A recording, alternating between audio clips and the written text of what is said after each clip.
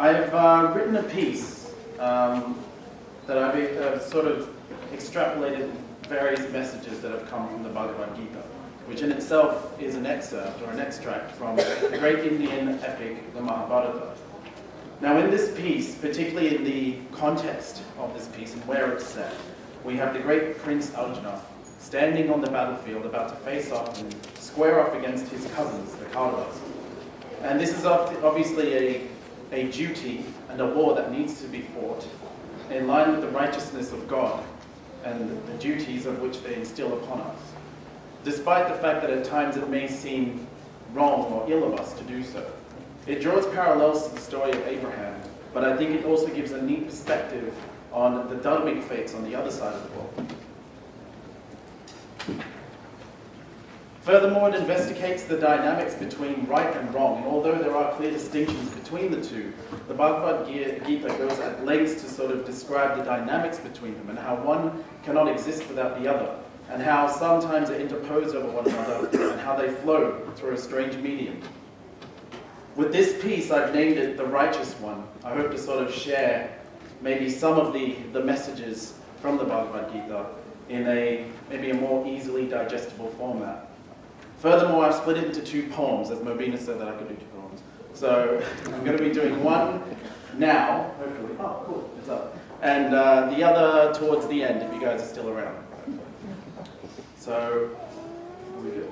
Okay, excellent. So, the first part sort of starts with setting the scene. The Righteous One.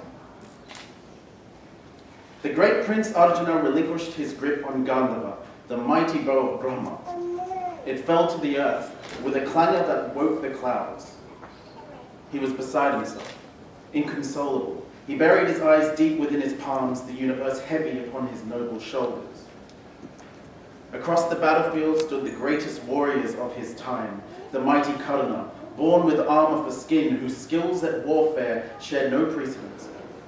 Bhishma, the loyal, the deferent, the immortal, Arjuna's great-grandfather, whose fierce adherence to the king saw him stand by the charge against his own great-grandchildren. Drona, the indebted, Arjuna's masterful teacher, consigned to the blind king by way of his majesty's mercy, who recognized the brilliance of his craft despite his destitution. And Duryodhana, the unconquerable, along with his 99 brothers, men as blind as their own father, the Kauravas, the red-eyed wolf, who led the 99-headed snake. A great sorrow had overcome Arjuna as he alighted from his golden chariot of the white horses. Losing his footing, he fell to his knees, crown dislodged and laid bare upon the holy battlefield. It caught the sunlight, its jewels shimmering across the void between the two great armies. Arjuna's foes rallied but their forces with anticipation, licking their lips at the sight of such a glorious boding. The wind howled and beckoned for death, whipping the dust of the barren earth into a frenzied dance, pulling drapes over the sun, relegating Arjuna's forces to darkness. The great prince stared yonder, seeking guidance from grass trampled underfoot, seeking solace in the eyes of his enemies, his own brothers and cousins, his own great-grandfather, his teachers, uncles, gurus, and mentors, their wives, sons and daughters, siblings and parents, all unseen faces behind the faces at war. His own blood staring back at him, warm and angry, even as his own escaped him, leaving him cold, desolate, hopeless.